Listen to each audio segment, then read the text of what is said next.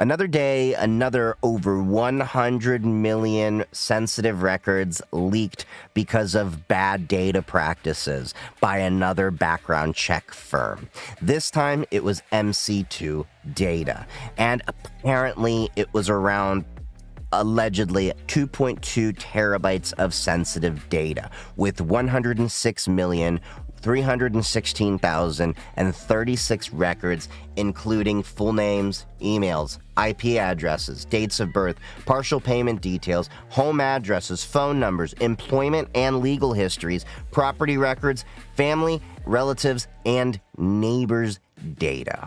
And what was the reasoning they gave for this? Quote, human error, end quote, which is an all too common reason for these things happening. And this was just after National Public Data had 2.9 billion records leaked, affecting hundreds of millions of Americans. And this is an all too common problem that we are facing in this country, and just further proof that we don't really have a right to privacy in the United States. We need to be lobbying our politicians to enact privacy legislation equivalent to what the European has with GDPR, or General Data Protection Regulation.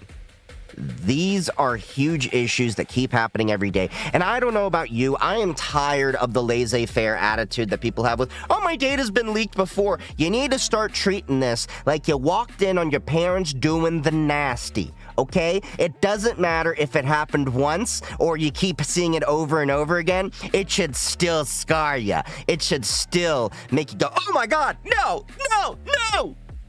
Yes. And just like you're going around thinking that you need therapy for that thought, you should be going to your politicians saying this is unacceptable. Learn to do this in a more private manner so that we don't have to experience this issue once and for all. MC2 Data, the firm that happened to have their information leaked, operates some reasonably popular background check sites such as PrivateRecords.net and People Search USA. Subscribers to MC2 Data services were also affected. That's around 2.3 million individuals, and these include employers as well as law enforcement.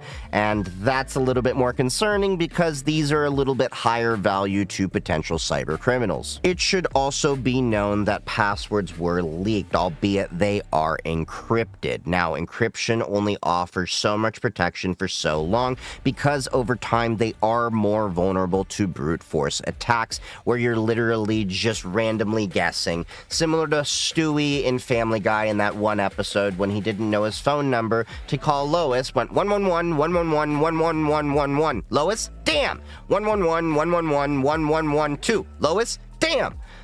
That is the same concept when it comes to brute force attacks. Now, of course, you need some pretty powerful machines to do thousands, if not millions of computations per second to eventually crack the passwords or hashes around those encrypted databases. It should be known that prior databases that have been encrypted and were leaked have been cracked over time, and their information revealed for future password stuffing attacks, as well as word lists that then are incorporated into rainbow tables and other such, methods, tactics, and techniques in future attacks. So I would advise people who may have been affected in this breach to rotate your passwords now, because if you happen to be reusing the same password with different accounts, especially if emails or usernames are attached to those, you can then be further victimized in future cybersecurity attacks, which is a huge reason why we say that you should not be reusing the same password. In fact, you should be using a good password manager, which is why I highly recommend that you use Proton, the company that believes that privacy should not only be the default setting, but an inherent right to everyone. They have an encrypted at rest email, drive storage, calendar, and many more features like a VPN, a password manager, and more. Check them out with the links below. I've also made a video in the past talking about all the password managers that I have used and recommended, as well as a couple that I really really don't recommend, so you end up on that naughty list, I would definitely switch your way because they have their own bad data practices in some password managers. I've also talked about multi-factor authentication in that video and the various kinds, because you should have multi-factor authentication enabled on all of your accounts to have some additional security, so if your username and password happens to get compromised, you at least have one extra step before you get a full compromise. You can go check that video out for more information. There is definitely a lot more that you can and should be doing right now to protect yourself while we wait for our government to pull their thumb out their butt and enact some privacy regulations to protect our data from when, where, and how that data is disclosed, as well as limit how much data is allowed to be used and disclosed by employers and all of these different data brokers that are buying and selling your information, not just these background checkers. And one of those, namely, is to freeze your credit. There are 3 main credit bureaus in the United States: TransUnion, Equifax, and Experian. And whenever you get your credit pulled, whether it's potentially for a job, a personal loan, a credit card, a mortgage, a car loan, they check against this. And often when identities are stolen, they use your credit for their own nefarious purchases. So what you can do is freeze your credit, so that way whenever you have to apply for these things, you can only have to schedule a thaw for the period of time you're expecting things to be pulled, and the rest of the time, it's frozen. Yes, it is an inconvenience to have to go schedule a thaw anytime you have to do these things, but it's less inconvenient than finding out your credit was used without your permission and then having to go to all these credit bureaus, going to the police, dealing with this, and trying to get those marks removed when you are trying to get a car, a job, a personal loan, or a house. I unfortunately know some people that this has actually happened to, and it's taken sometimes weeks, months, or even years to fix these issues. The other thing that you should be aware of is that you can request your data to be removed from all of these data brokers. There are hundreds of them out there, and that is a problem because also they will re-add your information, so you gotta stay on top of this. There's many different DIY opt-out guides out there, but that is heavily why I have been using and recommending DeleteMe. In cybersecurity, it's no secret that your information may potentially be on hundreds of different websites, data brokers, and databases out there, and often those databases and such may be compromised, having your information leaked, like the recent national public data breach with 2.9 billion records affecting hundreds of millions of people that had their physical addresses, social security numbers, phone numbers, and other sensitive information revealed. So that information can be requested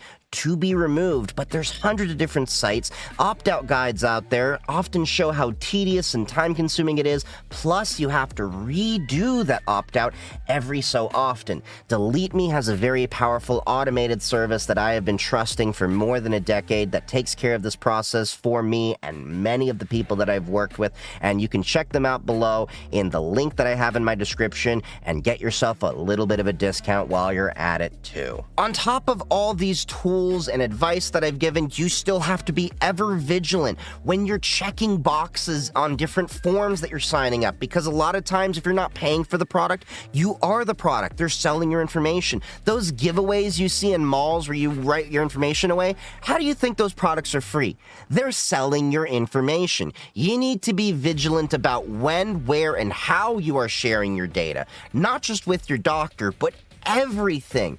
But on top of this, as I've mentioned multiple times, the government needs to pull their thumb out their butt, enact some privacy regulations and protections. There is no reason why social security numbers should be used as an identification number. They were designed to be an account number to correspond to your retirement. They were not meant for identification. I don't know why the government decided it was ever a good idea for it to be a unified number for all of us to use. There needs to be a new system for national ID verification when it comes to that kind of things. There are new systems that have to be developed, and all of this comes down to the government has to get off their butt and do something. We need equivalencies to the EU's General Data Protection Regulation. We need a huge amount of limitation of when, where, and how our data could and should be used, not just between medical entities, but also every entity. Your data is the most valuable thing you have, second to your time. But when your data is leaked, it costs you a lot of time and often money to go out and rectify that, as well as protect yourself. In my honest opinion, all of these things that I've discussed, aside from password management, shouldn't even be a thing that we even should be discussing. But until the government goes and fixes these problems, this is what we have to do. We have to be vigilant with where our information is being shared, what boxes we are checking to share our information, how we're giving our information out, removing ourselves from data brokers, monitoring our passwords, freezing our credit. It is annoying, but it is necessary. So, with that being said, stay safe out there. Happy hacking, everyone.